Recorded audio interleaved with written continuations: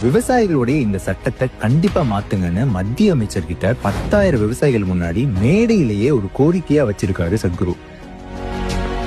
இது பிரிட்டிஷ்காரங்களுடைய சட்டம், இதை மாத்தினாதான் நம்ம நாட்டு விவசாயிகளை காப்பாற்ற முடியும்னு சத்குரு சொல்லியிருக்காரு. அது என்ன சட்டம், அதுக்கு அமைச்சர் என்ன பதில் சொன்னாங்க அப்படின்றத பாக்குறதுக்கு முன்னாடி, இது எங்க நடந்துச்சு அப்படின்னா, காவிரி கூக்குரல் இயக்கம் நீடித்த நிலைத்த நிரந்தர விவசாயம் தலைப்புல தமிழ்நாட்டிலேயே மிகப்பெரிய உள்ளரங்கமான ஹோசூர் அதிகமான் பொறியியல் கல்லூரி அரங்கத்துல மரம் சார்ந்த விவசாயத்துல ஒரு முறை நடவு பண்ணி ஆயுள் முழுக்க வருமானம் எடுக்க முடியுன்றதை எடுத்துரைக்க 4 தேசிய வேளாண் ஆராய்ச்சி நிறுவனத்துடைய விஞ்ஞானிகள், 4 மாநிலத்துடைய வெற்றி விவசாயிகள், திமுக, அதிமுக, பிஜேபியை சார்ந்த எம்எல்ஏ, எம்பி, மினிஸ்டர்ஸ்னு பல்வேறு துறைகளை சார்ந்தவங்களை ஒன்றிணைத்து மரம் சார்ந்த விவசாயத்தை முன்னிறுத்த சத்குரு தலைமையில காவிரி கூக்குரல் இயக்கம் இந்த மாபெரும் கருத்தரங்கத்தை நடத்தினாங்க. தேக்கு, சந்தனம், ஜாதிக்காய், மிளகு, அவக்காடோ மாதிரியான மரப்பயிர்கள் மூலமா விவசாயிகள் தங்களுடைய வருமானத்தை பல மடங்கு அதிகப்படுத்துறதுக்கான தொழில்நுட்பங்கள் இந்த கருத்தரங்களை கத்துக் கொடுத்தாங்க. இந்த மேடையில தான் சத்குரு நேரடியா மத்திய வேளாண் அமைச்சர்கிட்டயே விளையிற பயிர் யார்கிட்ட வேணாலும் விற்கிற உரிமை அந்த விவசாயிக்கு உண்டு, ஆனா சந்தனம், செம்மரம் மாதிரியான கோடிகள்ல வருமானம் தரக்கூடிய டிம்பர் மரங்களை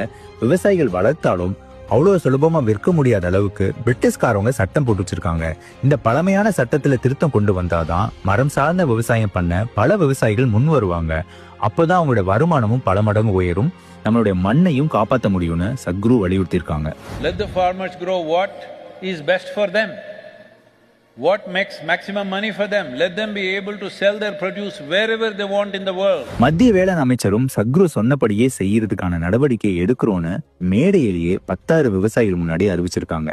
उनकी इनकम बढ़ाने के लिए, ये धरती बचाने के लिए, आने वाली पीढ़ियों के लिए धरती सुरक्षित छोड़ने के लिए भी हम काम करना चाहते हैं.